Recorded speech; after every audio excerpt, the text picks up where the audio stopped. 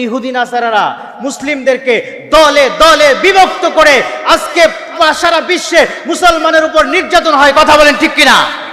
আজকে বিশ্বের মুসলমান যদি এক হয়ে যায়, কোন নাস্তিক মুরতাদ পৃথিবীর জমিনে মুসলমানের উপর কোন কথা বলার সাহস পাবে না। কথা বলেন ঠিক কিনা? ওই শিবানী এক, জীবন বিধান এক, ওই শিবানী কোরআন। তবে কেন এক নও হে মুসলমান? এক হও করি আহ্বান। কথা বলেন ঠিক কিনা? আমাদের প্রভু এক, বাইতুল্লাহ এক, মদিনা শরীফ এক, জীবন বিধান এক, ওই শিবানী কোরআন। তবে কেন এক নও হে মুসলমান? এক হও করি আহ্বান। আজকে মুসলিম দলে দলে বিভক্ত কিনা? কথা বলেন ঠিক কিনা? তাবলিগ, জামাত, কওমি, শিয়া, সুন্নি, আহলে হাদিস, আরো অনেক দল মত, অভাব নেই। কথা বলেন ঠিক কিনা? প্রভু কয়জন? কে? সবাই বলেন। যারা বলে তাদের প্রভু শুধু আল্লাহ না সবার প্রভু আল্লাহ? সবার প্রভু কে? এই গভীর রাতে চিৎকার দিয়ে বলেন কে? আরো জোরে চিৎকার দিয়ে বলেন কে? নবীকে, নবীকে মুহাম্মাদুর জীবন বিধান কি? আল কোরআন। জীবন বিধান কি? আল বাইতুল্লাহ কয়টা? মদিনা শরীফ কয়টা? তাহলে ভেদাভেদ কেন? সবার নাম তো একটাই, মুসলিম। তবে ভেদাভেদ কেন? আল্লাহ তো মরার সময় যে কথা বলেছেন, ইয়া আইয়ুহাল্লাযীনা আমানুত্তাকুল্লাহ হাক্কা তুকাতিহি ওয়া লা তামুতুন্না ইল্লা ওয়া আনতুম মুসলিমুন। তুমি মোল্লা না, তুমি এমপি না, তুমি জজ না, তুমি ব্যারিস্টার না, কোনো কিছুই না, তুমি মৃত্যুর সময় মুসলমান হয়ে মরো। তাহলে এত ভেদাভেদ কেন? কেন কওমি, কেন শিয়া, কেন সুন্না, কেন আহলে হাদিস, এত দল কেন? তোমাদের কি হুঁশ হয় না? এই দলে দলে বিভক্ত হওয়ার কারণে আজকে নাস্তিক মুরতাদেরা সুযোগ পেয়েছে কিভাবে মুসলমানদেরকে এক এক করে হত্যা করে বিশ্ব থেকে নিশ্চিহ্ন করা যায়। কথা বলেন ঠিক কিনা?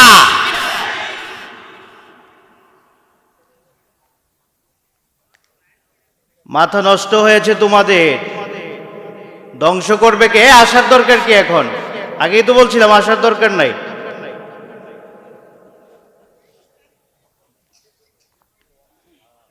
দলে দলে বিভক্ত কেন?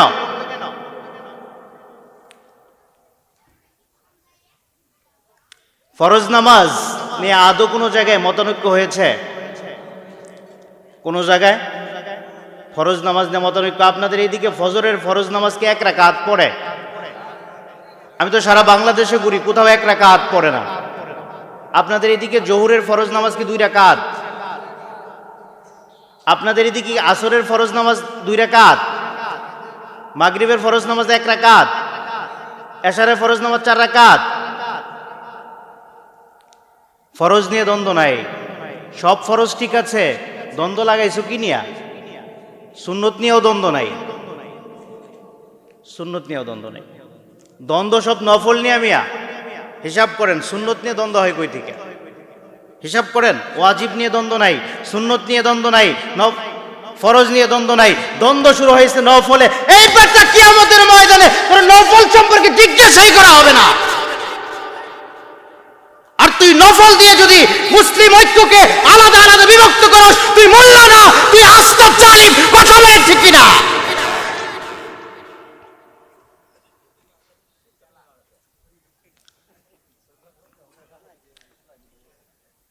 সুন্নত। টুপি মাথায় দেওয়া সুন্নত। কালো দিবে না সাদা দিবে না নীল দিবে না সবুজ দিবে, এটা তো সুন্নত না।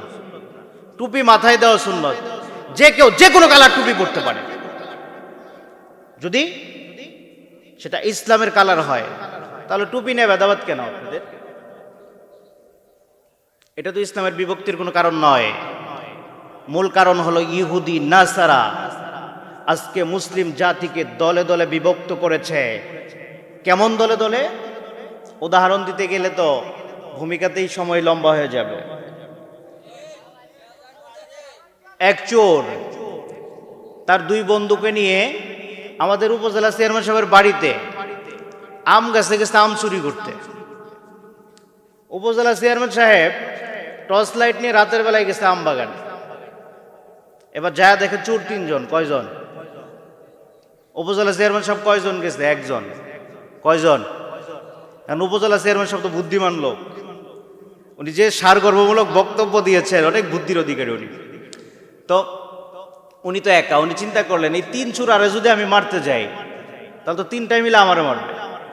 তো একটা ডাক দিয়ে আনছে, এই তুই না আমার তালতো ভাইয়ের, মামাতো ভাইয়ের, ফুফাতো ভাইয়ের, অমুক ভাইয়ের, তমুক, তুই আমার আত্মীয় হস, আমার বাগানের যত আম আছে সব তো তোর জন্যে, তুই কেন এই চোরগুলারে নিয়ে আসছস? ও তো তোর আমে ভাগ বসাবে, ওদেরকে দৌড়াইয়া দে, তুই একাই সব আম নিয়ে যা, আমার কোনো আপত্তি নাই। এইবার তালতো ভাইয়ের, মামাতো ভাইয়ের, ফুফাতো ভাইয়ের, অমুক ভাইয়ের, তমুক ভাই চিন্তা করছে, আসলে তো গুরুত্বপূর্ণ কথা, আমি তো উপজেলা চেয়ারম্যান আত্মীয়, সব আম তো আমার, তাহলে কেন আমি দলে দলে বিভক্ত হয়ে আম চুরি করব? উপজেলা চেয়ারম্যানের সাথে একমত হয়েছে, সেইরা ওইখান থেকে আরেকটা ডাইকা আনছে, শোন আমরা দুইজন যদি ভাগ করে ওরে দৌড়াইয়া দিই তাহলে আমার ভাগটা বেশি পাবো। এবার দুইটাই মিললে একটা মারছে, সংক্ষেপ করছি যেহেতু গভীর রাত। এইবার উপজেলা চেয়ারম্যান বলতেছে তাহলে এইটারও দৌড়া, আরেকটা দৌড়াইছে। এবার রয়েছে কয়জন? উপজেলা চেয়ারম্যানও একা, এই লোকটাও একা। উপজেলা চেয়ারম্যানের হাতে লাইটটা যে ছিল বিদেশে একটু শক্তিশালী, তোর আম খাওয়াইতেছি দাঁড়া, লাইটটা দিতেছে মাথার মধ্যে বাড়ি, বেহোশ হয়ে পড়ে রয়েছে। সকালবেলা পুলিশে ধরে নিয়ে গেছে। কয়টারে দলে বিভক্ত করছে? তিনটারে তিন দলে বিভক্ত করছে। ঠিক তেমন ইহুদি নাসারারা মুসলিমদেরকে দলে দলে বিভক্ত করে আজকে সারা বিশ্বে মুসলমানের উপর নির্যাতন হয়। কথা বলেন ঠিক কিনা? আজকে বিশ্বের মুসলমান যদি এক হয়ে যায়, কোন নাস্তিক মুরতাদ পৃথিবীর জমিনে মুসলমানের উপর কোন কথা বলার সাহস পাবে না। কথা বলেন ঠিক কিনা?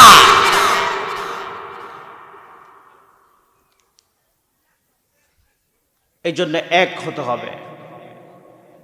আমাদের কোরআন এক, প্রভু এক, এক নবীর উম্মত, বাইতুল্লাহ এক, মদিনা শরীফ এক, এক হয়ে চলতে হবে। রাজি আছি তো? রাজি আছি? আল্লাহ আমাদের সবাইকে কবুল করুক, সকল না আমিন। ধন্যবাদ জ্ঞাপন করছি আজকের এই মাহফিলে যিনি আমাকে দাওয়াত দিয়েছেন, মুহতারাম জুবাইদুল হক। উনি আপনাদের এলাকার সন্তান, অত্যন্ত ভালো মানুষ। মানুষকে ন্যায় বিচার পাইয়ে দেওয়ার জন্যে, আমার একটা ধারণা ছিল পুলিশ মানেই মনে হয় মানুষের উপর অত্যাচার করে। তো ওনার সাথে কিছুটা সম্পর্ক হওয়ার পর আমি বুঝতে পেরেছি পুলিশেরাও মানুষকে সহযোগিতা করে, এদের মাঝেও ভালো মানুষ আছে। তো আল্লাহ তাআলা আপনাদের এই ছেলেকে ন্যায় বিচারক হিসেবে কবুল করুক, সকল আমিন। আল্লাহ তাআলা পবিত্র কোরআন মাজিদের মধ্যে বান্দাকে উদ্দেশ্য করে ডাক দিয়ে বলেন,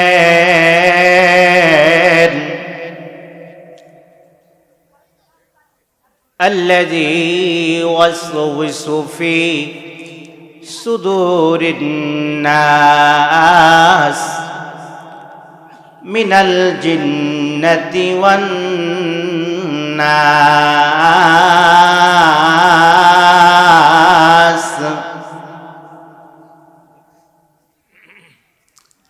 আল্লাহ তাআলা পবিত্র কোরআন মাজিদে বান্দাকে বলে দেয়, আমরা তো কোনো খারাপ কাজ করলে দোষ দিয়ে দিই শয়তানের ঘাড়ে।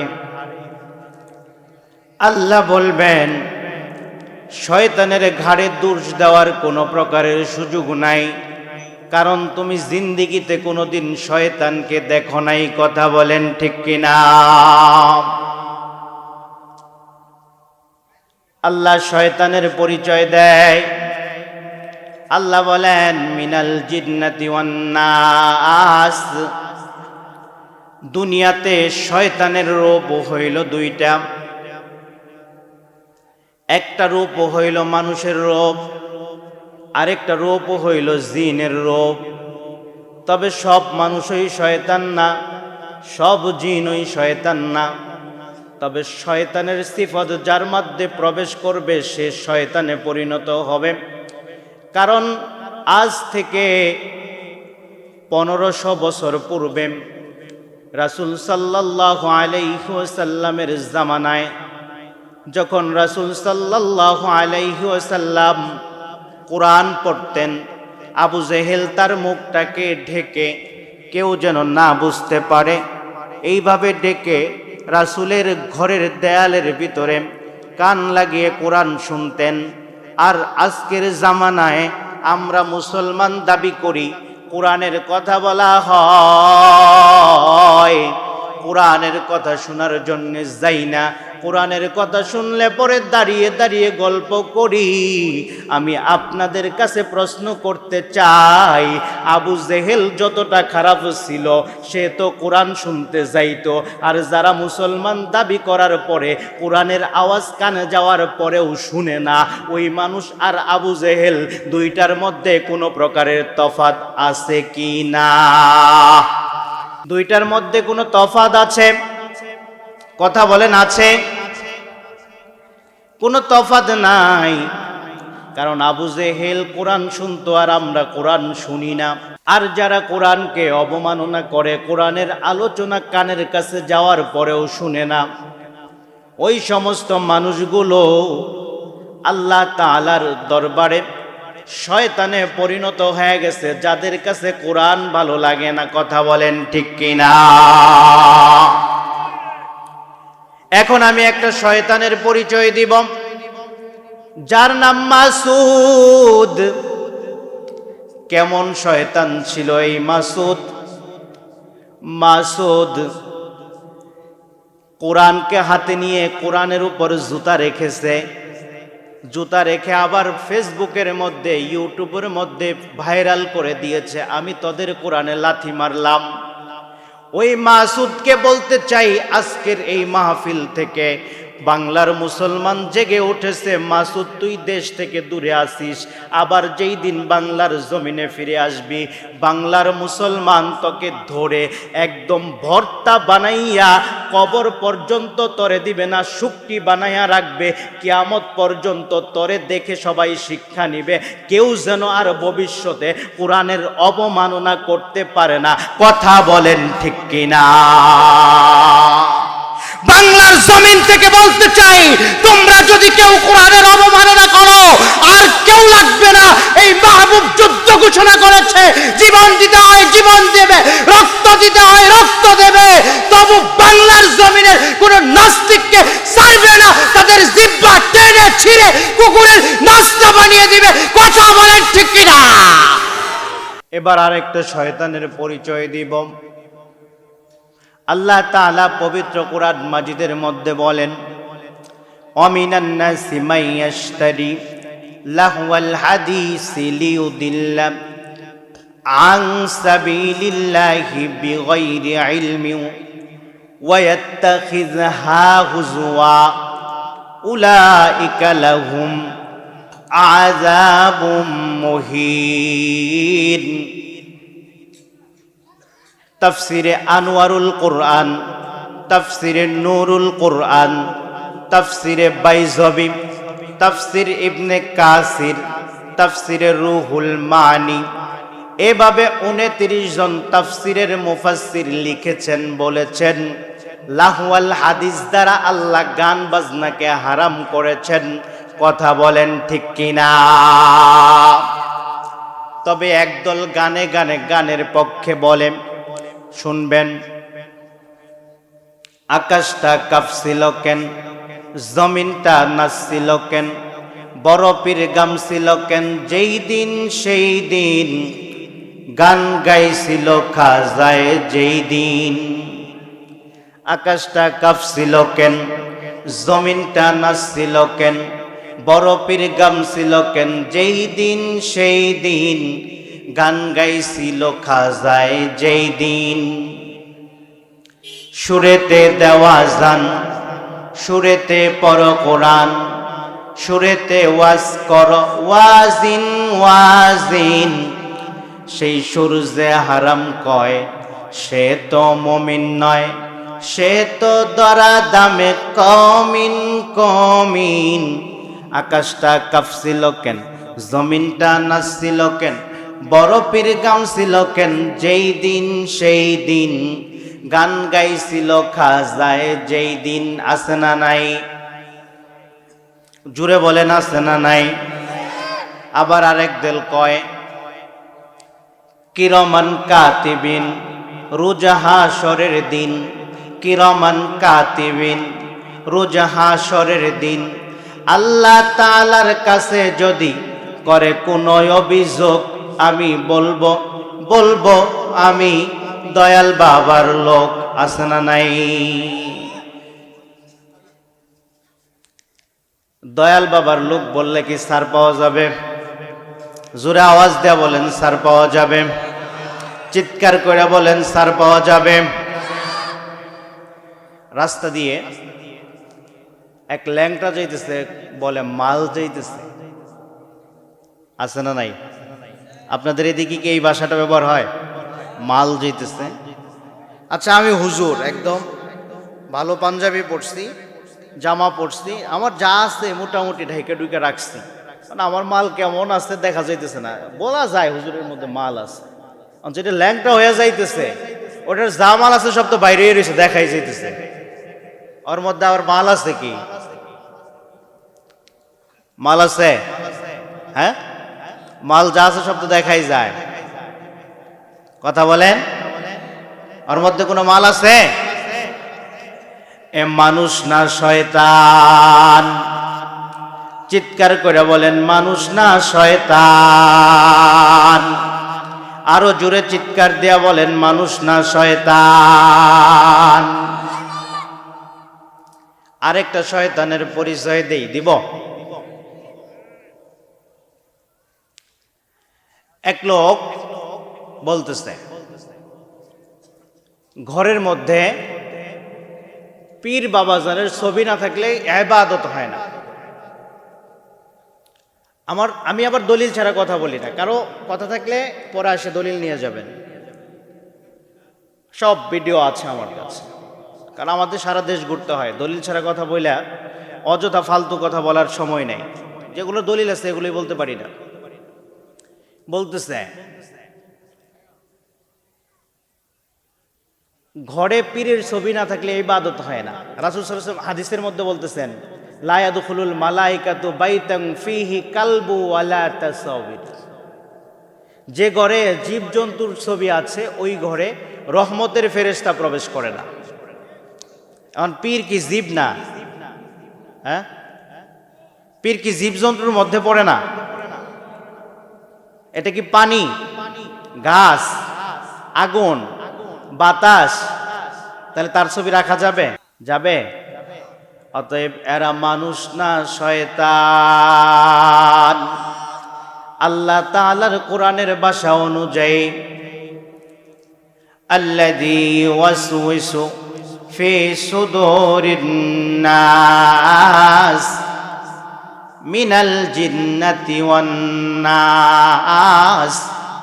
যেই সমস্ত মানুষগুলো দুনিয়ার জমিনের মধ্যে তার দ্বারা শয়তানি কার্যক্রম পরিচালিত হয়, শয়তানের যেই সমস্ত কাজ, ওই সমস্ত কাজ যে মানুষগুলো করে ওর মধ্যে শয়তান প্রবেশ করে, শয়তান ওরে ড্রাইভিট করে, ওরে শয়তান মোটামুটি মডিফাই করে বানায় ফেলছে, ও শয়তানে পরিণত হয়ে গেছে। এর জন্যে ওর কাছে নামাজ ভালো লাগে না। জবাব দেয় নামাজ হইল জীবনে একবার, রোজা রাখে বাদুরে, নামাজ পড়ার দরকার নাই, রোজা করারও দরকার নাই। কথা বলেন ঠিক কিনা?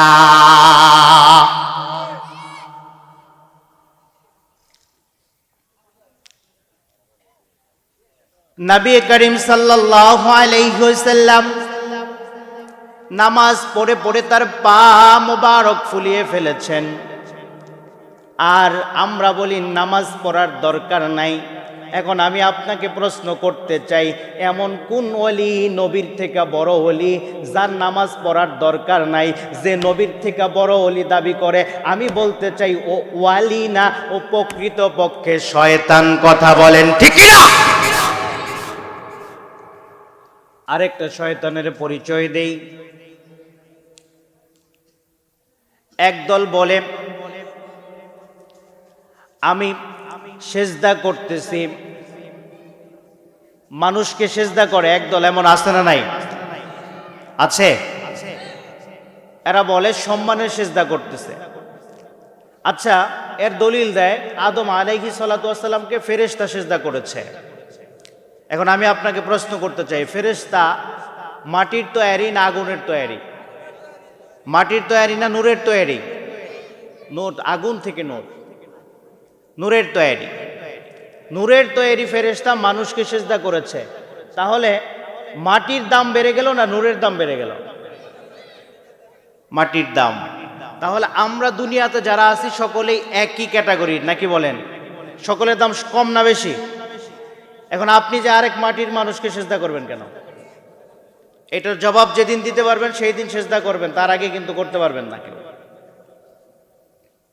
আর যারা করতে বলে তারা মানুষ না শয়তান। আর যেই সমস্ত শয়তানেরা মুসলমানের ঈমান চুরি করতে চায়, তাদেরকে কঠিন ভাষায় হুঁশিয়ারি দিতে চাই, বাংলার তাওহীদি জনতা জেগে উঠেছে, তাদের ঈমান বিক্রি করবে না। তোমরা যদি তাদের ঈমান চুরি করতে চাও, তোমাদের এক একটাকে ধরবে আর বঙ্গোপসাগরে ভাসিয়ে দিবে, এই জমিনে তোমাদের জায়গা দেবে না। কথা বলেন ঠিক কিনা?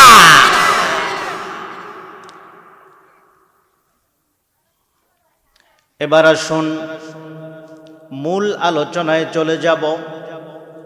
আমার পূর্বের মুহতারাম আলোচনা করেছেন মিনহা খলাকনাকুম।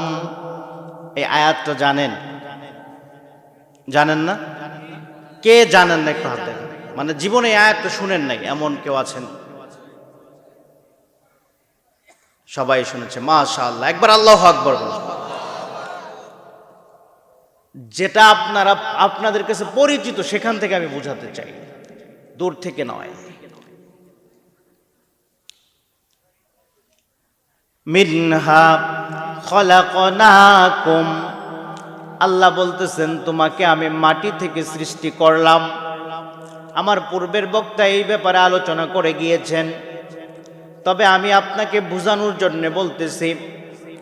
আপনার জন্য প্রশ্ন হতে পারে, আমি তো রক্ত মাংসের গড়া মানুষ, কিন্তু আমি মাটি থেকে কিভাবে সৃষ্টি হলাম?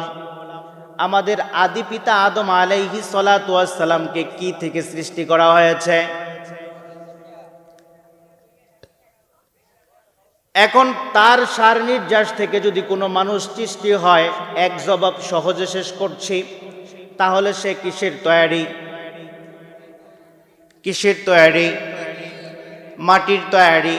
আমরা যে মাটির তৈরি, এর মধ্যে কারো সন্দেহ আছে? আল্লাহ বললেন মিনহা খলাকনাকুম, তোমাকে মাটি থেকে সৃষ্টি করা হয়েছে, মাটি থেকে তৈরি করা হয়েছে। মাটি থেকে কিভাবে আপনাকে তৈরি করা হলো একটু সংক্ষেপে বলছি। প্রত্যেকটা মানুষের পেটের মধ্যে পায়খানা আছে না নাই? সকালবেলায় এক দলা পায়খানা যদি কারো পেটের এক মাথা থেকে আরেক মাথায় দৌড় দেয়, ওই মানুষটা পাগল হয়ে যায়। যতক্ষণ পর্যন্ত ওয়াশরুমে যেতে না পারে ততক্ষণ পর্যন্ত তার মাথা অস্থির হয়ে যায়, অজ্ঞান হওয়ার উপক্রম হয়ে যায়। কথা বলেন ঠিক কিনা?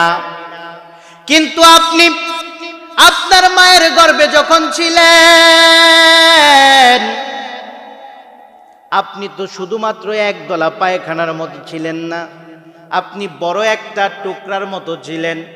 আপনার মায়ের পেটের মধ্যে আপনি তো শুধু লড়াচড়া করেন নাই, কোনো সময় আপনার মায়ের কলিজার মধ্যে আপনি লাথি মেরেছেন। আপনার মায়ের কলিজা ছিঁড়ে ফেটে সেখান থেকে রক্ত বের হয়ে আসছে। আপনি যেদিন দুনিয়ার জমিনের মধ্যে আসছেন লক্ষ্য করে খেয়াল করবেন, ওই দিন আপনার মায়ের কলিজায় যখন আপনি প্রথম লাথি মারলেন, আপনার মায়ের কলিজায় লাথি মারার সাথে সাথে আপনার মায়ের কলিজা থেকে রক্ত বের হলো। রক্ত বের হয়ে আপনার মায়ের জরায়ু দিয়ে রক্ত বের হওয়া শুরু হলো। আল্লাহ আপনাকে বলল, এই রক্তের সাথে তুইও দৌড় দে। আপনি রক্তের সাথে দৌড় দিলেন। এই রক্তের পিছলা পিছলা ভাব দিয়ে যখন আপনি আপনার মায়ের জরায়ু পর্যন্ত আসলেন, আবার আপনার বাধা পড়ে গেল। আপনি সেই সময় আবার আপনার মায়ের জরায়ুর মধ্যে লাথি মেরে পাটাকে বাহিরে বের করে দিয়েছেন। আজকে দুনিয়ার জমিনের মধ্যে আপনার বিবি যখন বাচ্চা প্রসব করবে, একটা মিনিট দেরি করেন না, সিজার করার জন্য আপনি হসপিটালে নিয়ে যান। কিন্তু যেদিন আপনার জন্ম হয়েছিল, আপনার মায়ের তো সিজারের ব্যবস্থা ছিল না। মুরব্বী যারা আছেন ছিল, ওই মায়ের কে কত কষ্ট দিয়া দুনিয়ার জমিনে আছেন, ওই মাকে কতটা কষ্ট দিয়ে দুনিয়ার জমিনে এসেছেন একটু চিন্তা করেন। যাদের মা নাই,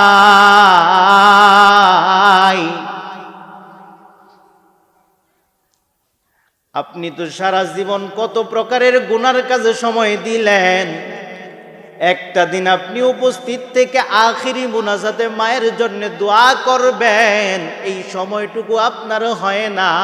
আপনি কেমন সন্তান? আপনার সন্তানও ঠিকই আপনার মতোই হবে। কথা বলেন ঠিক কিনা?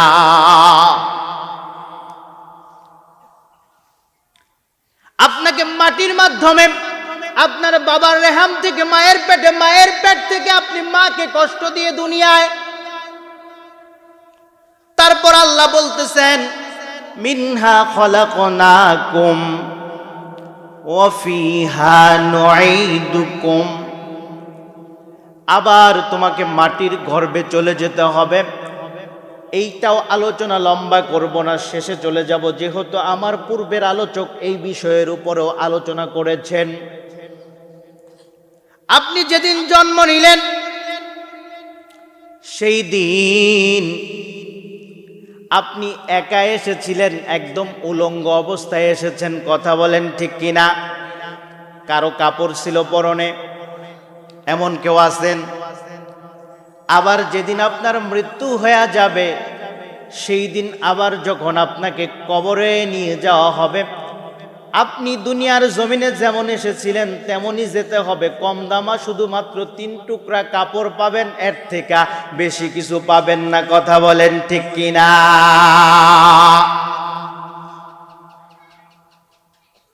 আপনি কবরে চলে গেলেন, কবরের মধ্যে আপনাকে রাখা হবে। আপনি চিন্তা করেন, এই দুনিয়ার জমিনের মধ্যে ছোট্ট একটা গর্ত থাকলে সেইটার মধ্যে ব্যাঙ থাকে, একটা গর্ত থাকলে সেইটার মধ্যে সাপ থাকে, একটা গর্ত থাকলে সেইটার মধ্যে না বাজে নানান রকমের পোকা থাকে। আপনাকে কবর করে কবরের মধ্যে রাখা হবে। কবরের চতুর্পাশ দিয়ে কিন্তু সাপ পোকা মাকড় বিচ্ছার গর্ত আছে। আপনাকে রেখে সব মানুষ যখন চলে আসবে, তখন কিন্তু ওই সাপ পোকাগুলো বের হয়ে আপনার কবরে যাবে। কথা বলেন ঠিক কিনা?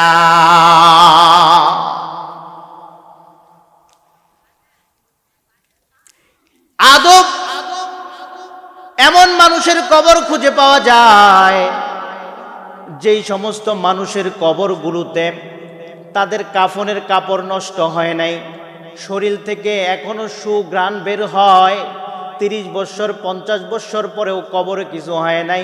ওই সমস্ত মানুষগুলোকে যে আল্লাহর জিকির করেছে, যে নামাজ পড়েছে, যে কোরআন শুনেছে, এই সমস্ত মানুষ ছাড়া অন্য কারো কবরে তো এমন ঘটনা দেখা যায় না। কথা বলেন ঠিক কিনা? আর কোন মানুষের কবরের মধ্যে আগুন দেখা যায়?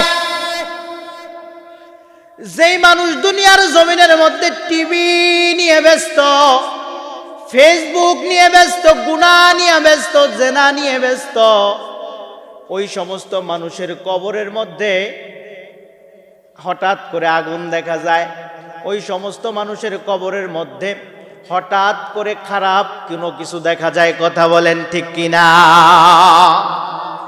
ওই কবর থেকে যদি যুবক বাঁচতে চাও,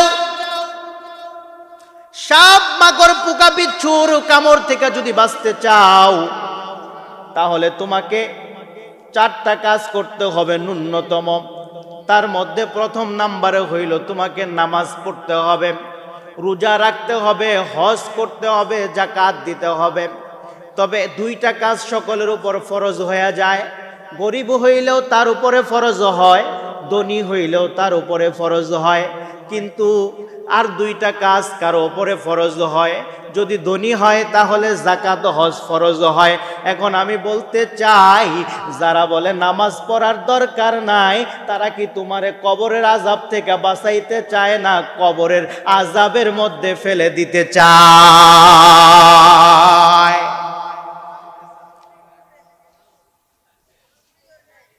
বুঝতে হবে, লক্ষ্য করুন। ও দুনিয়ার মুসলমান, আল্লাহর গোলাম, কবরের মধ্যে সকলকেই যেতে হবে। আল্লাহ মাটি দিয়ে সৃষ্টি করেছেন, আবার মাটির গর্তে যেতে হবে। আবার আল্লাহ বলতেছেন, অমিনহা নখরিজুকুম তারাতান উখরা।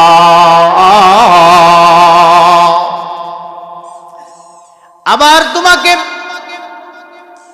এই মাটির গর্ত থেকে বের করা হবে, সকলকেই মাটির গর্ত থেকে উঠানো হবে।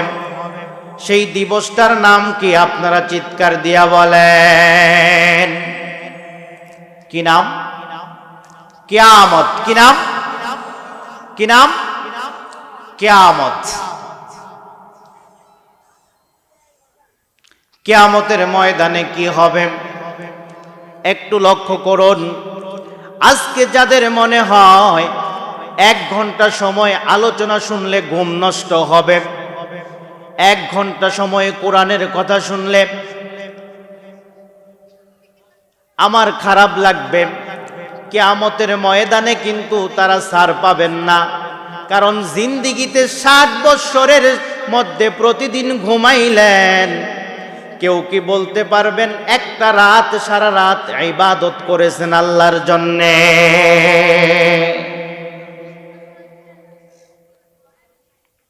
এই ছেলেরা কথা বলো না, ইবাদত করতে পারেন নাই। তবে মনোযোগ দিয়ে লক্ষ্য করুন, কিয়ামতের ময়দানটা হবে খুবই ভয়াবহ। যে কিয়ামতের ময়দানের মধ্যে বান্দার কাছ থেকে হিসাব নেওয়া হবে, বান্দা পার পাবে না, বান্দা ছাড় পাবে না। বান্দা যদি হাত দিয়ে চুরি করে থাকে, হাত বলবে আমাকে দিয়ে চুরি করা হয়েছে। বান্দা যদি পা দিয়ে হেঁটে যেয়ে থাকে, পা বলবে আমাকে দিয়ে হেঁটে যেয়ে চুরি করা হয়েছে। সেই দিন কার সুপারিশ কাজে খাটবে? তিনি কে? মুহাম্মাদুর রাসূলুল্লাহ। আর যার দিলের মধ্যে মুহাম্মাদুর রাসূলুল্লাহর প্রতি ভালোবাসা নাই, ওই মানুষটা কিয়ামতের ময়দানে নবী করিম সাল্লাল্লাহু আলাইহি ওয়াসাল্লামের শাফায়াতের আশা করতে পারে না। কথা বলেন ঠিক কিনা?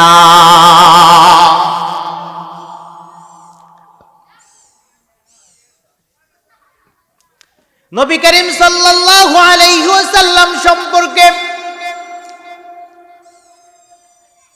আল্লাহ তাআলা পবিত্র কুরআন মাজিদে বান্দাকে উদ্দেশ্য করে বলেন,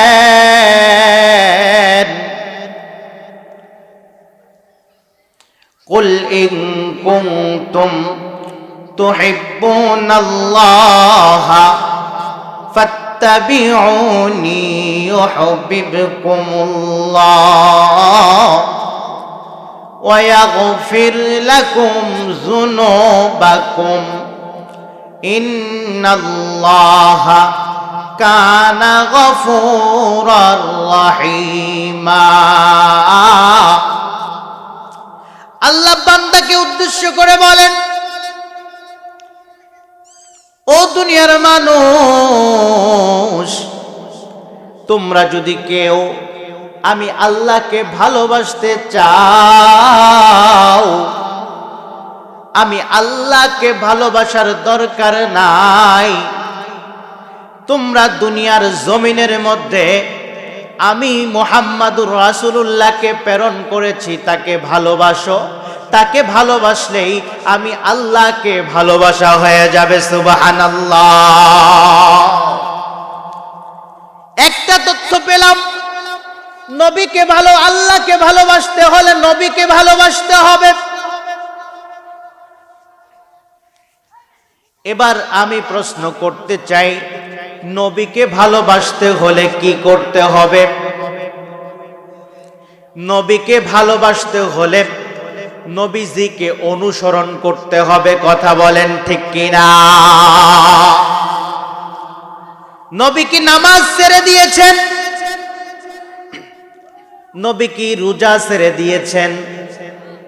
নবী কি হজ ছেড়ে দিয়েছেন? নবী কি যাকাত ছেড়ে দিয়েছেন? নবী কি ঘুষ খেয়েছেন? নবী কি সুদ খেয়েছেন? নবী কি জিনা করেছেন? নবী কি অন্যকে কষ্ট দিয়েছেন? এই সমস্ত কাজ করলে নবীকে অনুসরণ করা হলো?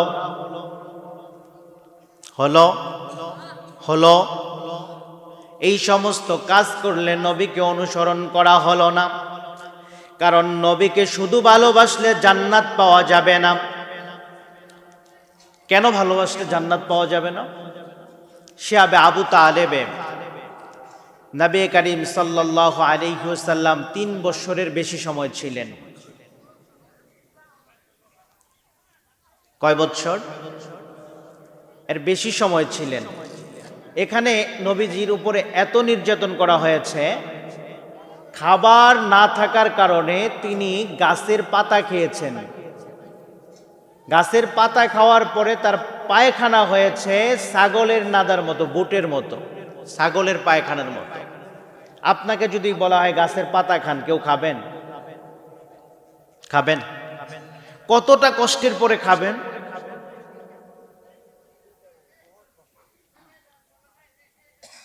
নবীজি এই মর্মান্তিক অবস্থায়, তার চাচা ছিলেন আবু তালেব। আবু তালেব নবীজি যখন ঘুমিয়ে যেত, মনোযোগ দিয়ে খেয়াল করে শুনবেন, নবীজি যখন ঘুমিয়ে যেত তাকে কাঁধে নিতেন। কাঁধে নিয়ে তার বিছানা পরিবর্তন করে আবু তালেবের নিজের সন্তানের বিছানায় শোয়া দিতেন। আল্লাহু আকবার। আর তার নিজের ছেলেকে কাঁধে নিয়ে নবীজির বিছানায় শোয়া দিতেন। আল্লাহু আকবার। এইভাবে কয়েকদিন পাড়ি যাওয়ার পরে একদিন নবীজির ঘুম ভেঙে গেছে। ভেঙে যাওয়ার পরে তিনি তার চাচাকে জিজ্ঞাসা করলেন, চাচা, ইয়া আম্মি, হে আমার চাচা, আপনাকে প্রশ্ন করতে চাই, আপনি কেন এইভাবে আমার বিছানা পরিবর্তন করেন?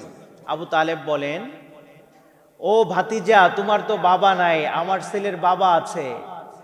কোনো গোপন শত্রু এসে যদি তোমাকে হত্যা করে রাতের বেলায়, তুমি হত্যা না হয়ে আমার ছেলে হত্যা হয়ে যাক, তাও যেন তোমার কোনো প্রকারের ক্ষতি না হয়।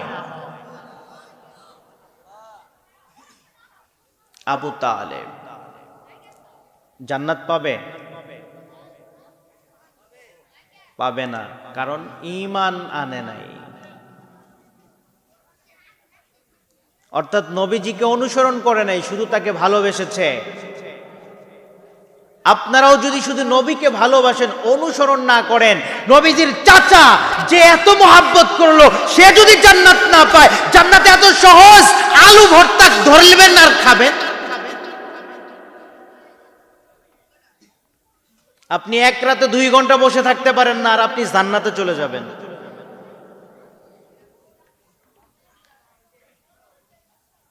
কোন জান্নাতে যাবেন? জান্নাতুল ফেরদাউসে। জিজ্ঞাসা করা হয় কোন জান্নাত চান? জান্নাতুল ফেরদাউস। কিন্তু রাতে 2 ঘন্টা বসে থাকতে পারি না। নবীজির কথা, আল্লাহর কথা, 2 ঘন্টা বসতে পারি না। আপনাদের এদিকে প্যারালাইসিসের রোগী দেখছেন? প্যারালাইসিস কিভাবে হয় জানেন? 10, 12, 15 দিন বিছানায় পড়ে থেকে হয় না হঠাৎ করেই হয়? সন্ধ্যা রাতে ঘুমাইছে, সকালবেলায় প্যারালাইসিস, এমন না? সকালবেলা, কালকে সকালে প্যারালাইসিস হতে পারে না? আজকে যে আমার এত বাহাদুরি, আমি হাঁটতেছি, কালকে প্যারালাইসিস হতে পারে না? আমার দিলে কতটা মোহাব্বত আছে, আমি নবীজিকে কতটা ভালোবাসি।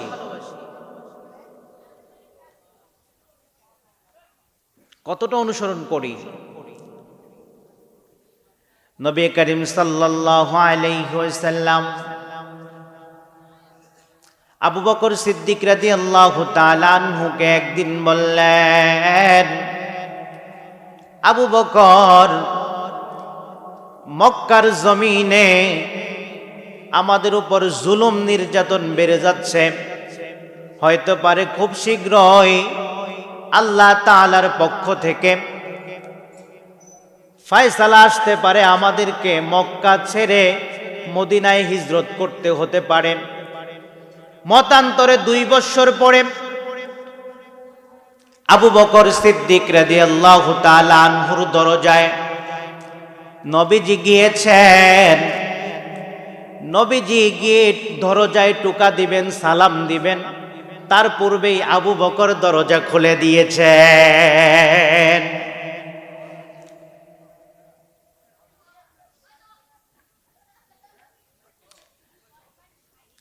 নবীজি জিজ্ঞাসা করলেন, আবু বকর, আমি তো তোমাকে সালাম দেই নেই, তুমি কেমনে দরজা খুললাম? আবু বকর বললেন, নবী গো, আজ থেকে প্রায় 2 বছর আগে আপনি যখন প্রথম বলেছেন হিজরত করতে হবে, এই 2 বছরের মধ্যে আবু বকর একদিনও বিছানায় পিঠ লাগায় না।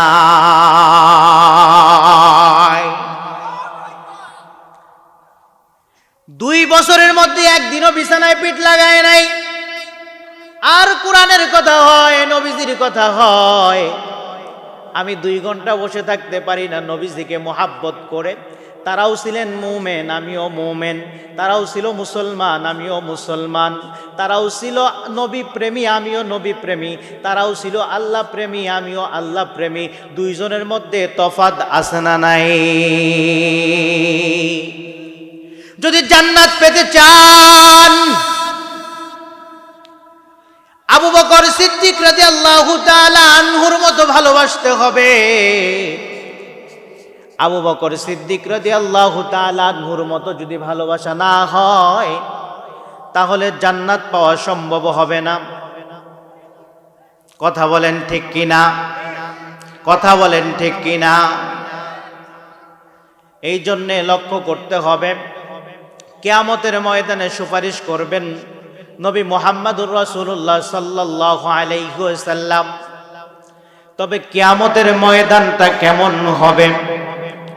আল্লাহ তাআলা পবিত্র কোরআন মাজিদের মধ্যে বলেন, ইয়াউমা ইয়াফিরুল মারউ মিন আখিহি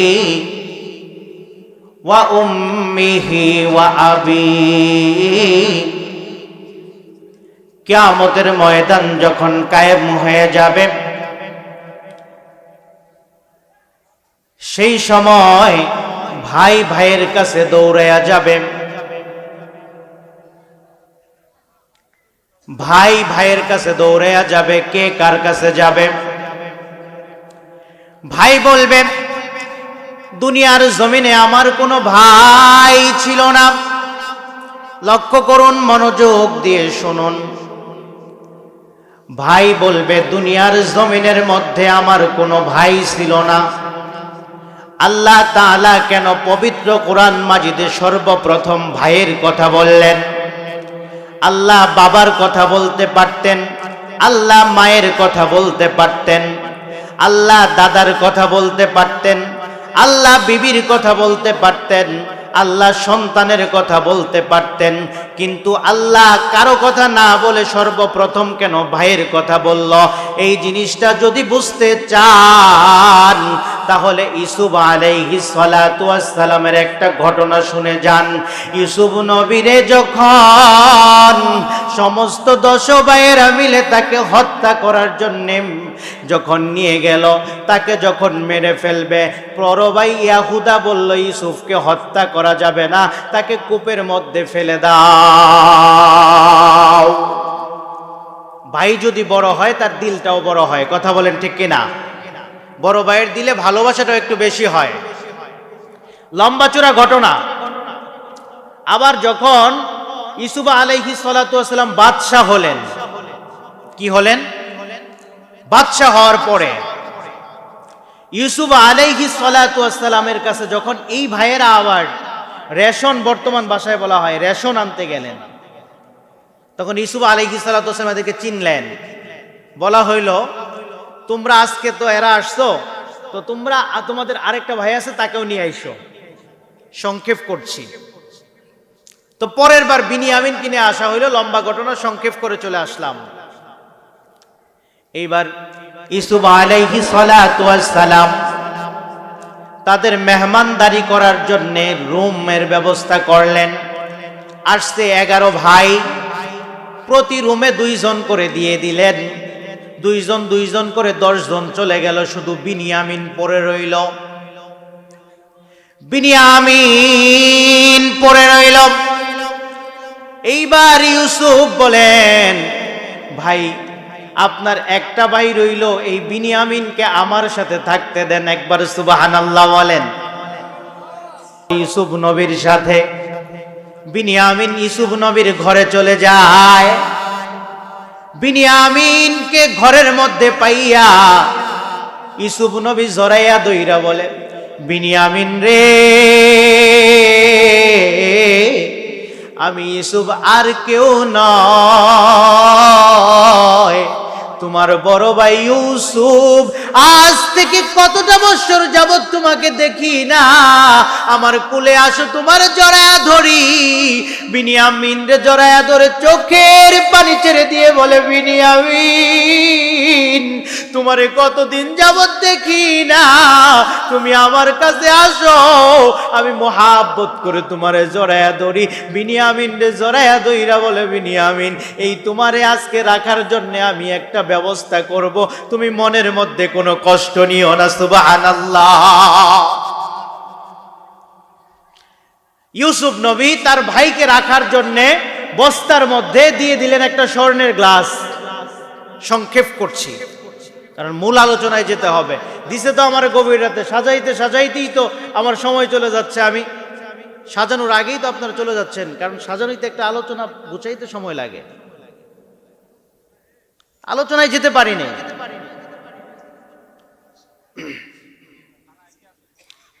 বিনিয়ামিন কে রাখার জন্য স্বর্ণের গ্লাস বস্তার মধ্যে দিয়ে দিল। সকালবেলায় রেশনের বস্তা নিয়ে যাবে, বস্তা ফাটায়া দেওয়া হলো, সেখান থেকে স্বর্ণের গ্লাস বেরোলো, তাও বিনিয়ামিনের বস্তা থেকে। এইবার বলা হইল যে তোমাদের ভাই বিনিয়ামিন চোর। বিনিয়ামিন কি? চোর। এইবার বিনিয়ামিনকে চোর বলে যখন ধরা হলো, তখন আর 10 ভাই বলল, এ যখন চোর, এরা হাজতে দিয়ে দেন, আমরা চলে যাই। বিনিয়ামিনকে রেখে যাবে, বলল না, তোমাদের যে বাবা মা পরিবারে যারা আছে সবাইকে নিয়ে আসবা, তাহলে বিনিয়ামিনকে ছেড়ে দেব। আর যদি না নিয়ে আসো তাহলে তোমাদেরকে গ্রেফতার করে ধরে আনা হবে, কারণ তোমাদের ভাই চোর।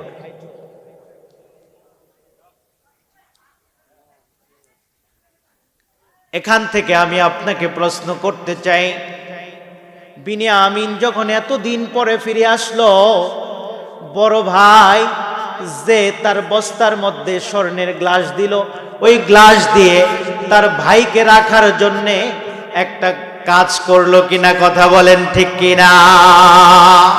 ঠিক তেমন দুনিয়ার জমিনের মধ্যে যখন বাবা মা বৃদ্ধ হয়ে যায়, আর ছোট ভাই কোনো জায়গায় যায় বিপদে পড়ে, মোবাইলে ফোন আসার সাথে সাথে বড় ভাই মাকে ডাক দিয়া বলে, মা তোমার ছোট ছেলের কষ্ট হচ্ছে, আমি বের হইলাম, জীবন যাবে যাবে, তবুও তোমার ছোট ছেলের সারাইয়া নিয়ে আসবো। কথা বলেন ঠিক কিনা?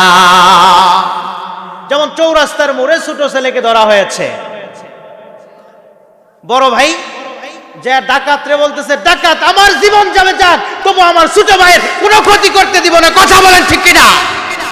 এমন বড় ভাই আছে না নাই? এই এলাকায় এমন বড় ভাই নাই যে বড় ভাই পড়াশোনা করে নাই, ছোট ভাইরে পড়াশোনা করাই অফিসার বানাইছে। আছে?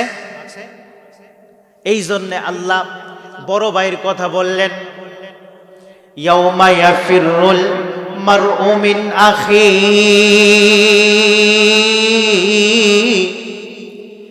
যে বড় ভাই দুনিয়ার জমিনের মধ্যে তোমার বিপদের কথা শুনে তোমার দিকে দৌড়াইয়া যাইতো, ওই বড় ভাইও কিয়ামতের ময়দানে তোমাকে চিনবে না। ওয়া উম্মিহি ওয়া আবি, কিয়ামতের ময়দানে তোমাকে তোমার মা চিনবে না। মার কাছে সন্তান যায় বলবে, মা আমি আপনার সন্তান, একটা নেকি দেন, একটা নেকি দিলেই আমি জান্নাতে যেতে পারবো। মা বলবে, দুনিয়ার জমিনে আমার বিবাহ হয় নাই, এ কোন মা?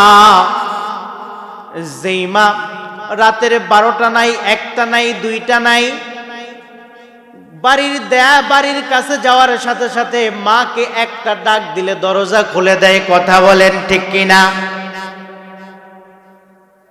দরজা খুলে দেয়। এই জন্য লক্ষ্য করতে হবে, মা বলবে বিবাহ হয় নাই, দৌড়াইয়া সন্তান বাবার কাছে চলে যাবে। ওয়া উম্মিহি ওয়া আবি, বাবার কাছে যাওয়ার পরে বলবে, বাবা বলবে আমি বিবাহ করি নাই। বাবা সন্তানকে চিনবে না। ওয়া সাহিবাতিহি ওয়া বানি, বন্ধু চিনবে না। বন্ধুর মধ্যে কে কে? বন্ধুর মধ্যে হয় প্রথমে সবচেয়ে কাছের বন্ধু হইল স্ত্রী। কোরআনের ভাষায় স্ত্রীকে বন্ধু বলা হয়। আপনি আপনার স্ত্রীর জন্য সবকিছু করলেন, কিন্তু কিয়ামতের ময়দানে আপনার স্ত্রী আপনাকে চিনবে না। আপনি আপনার স্ত্রীর জন্য ঘুষ খাইলেন, কিয়ামতের ময়দানে আপনার স্ত্রী আপনাকে চিনবে না। আপনি আপনার স্ত্রীর জন্য সমস্ত কিছু লুটিয়ে বাড়িতে নিয়ে গেলেন, আপনার স্ত্রী আপনাকে চিনবে না।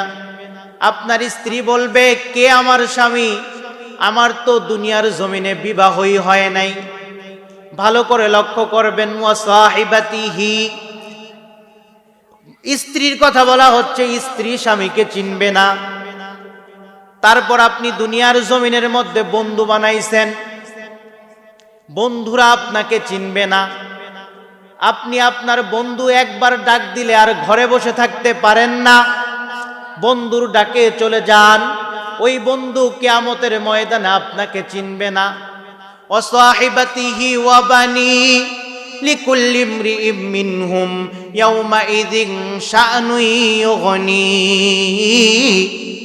উজুহু ইয়াওমাইযিন মুসফিরাহ দাহিকাতুম মুস্তাবশিরাহ, ওয়া উজুহু ইয়াওমাইযিন আলাইহা গাবারাহ তারহাকুহা কাতারাহ, উলাইকা হুমুল কাফারাতুল ফাজরাহ।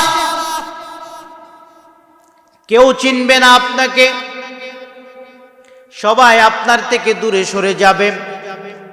এখানে যারা আছেন, পাশে আপনার বাবা আছে বা ভাই আছে, কেউ আপনাকে চিনবে না, সবাই আপনার থেকে দূরে সরে যাবে। তবে সেই সময় একজন মানুষ চিনবে, তিনি আর কেউ নয়, তিনি হলেন মুহাম্মাদুর রাসূলুল্লাহ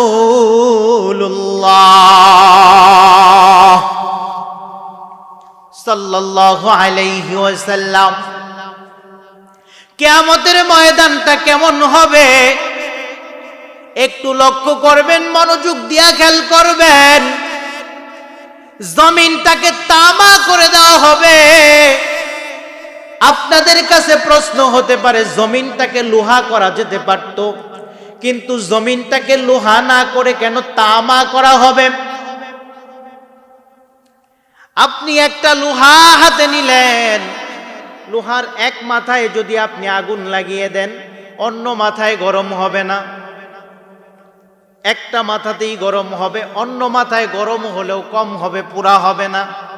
কিন্তু একটা তামার এক মাথায় যদি আগুন দেন, অন্য মাথায় দুই মাথায় সমান গরম হয়ে যাবে। কথা বলেন ঠিক কিনা? এই জন্য জমিন হবে তামা, আর সেই তামার জমিনের মধ্যে দাঁড়ায়া থাকতে হবে। কত দূর থেকে সূর্য আমাকে আপনাকে তাপ দিচ্ছে, সূর্যের তাপ সহ্য করতে পারি না। সূর্যের তাপ যখন শরীরের মধ্যে লাগে অস্থির হয়ে যায়। কথা বলেন ঠিক কিনা? অর্ধ হাত মাথার উপরে সূর্য চলে আসবে, মাথার মগজ ভাতের ফেনার মতো গলিয়া গলিয়া পড়তে থাকবে। ঠিক সেই সময় সেজদায় পড়ে একজন মানুষ শুধু পড়তে থাকবে, সবাই বলবে ইয়া নফসি ইয়া নফসি ইয়া নফসি রব্বি হাবলি নফসি ইয়া নফসি ইয়া নফসি ইয়া নফসি। একজন মানুষ শুধুমাত্র সেই সময়ে পড়বে রব্বি হাবলি উম্মতি রব্বি হাবলি উম্মতি রব্বি হাবলি উম্মতি। আল্লাহু আকবার। তিনি কে?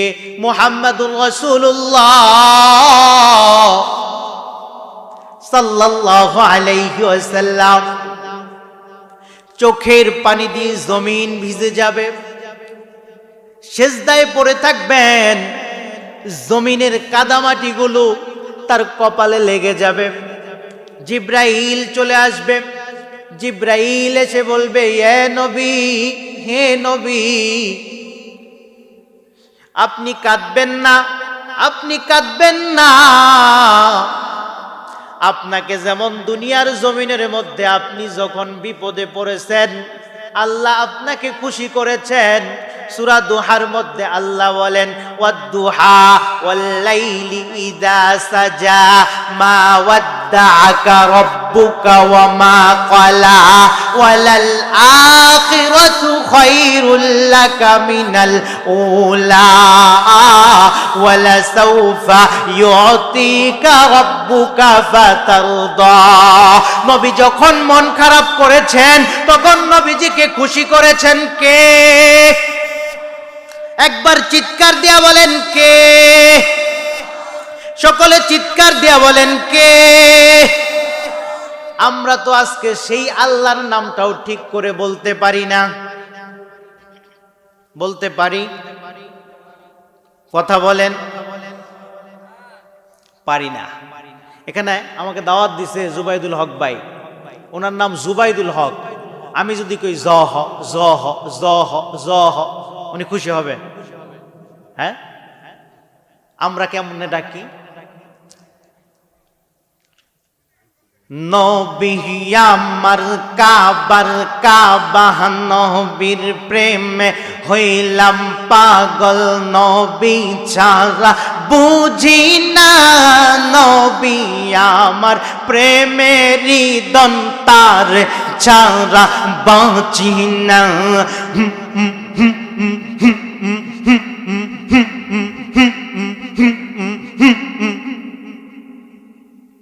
আছে না নাই? আল্লাহরে ডাকা হয়েছে।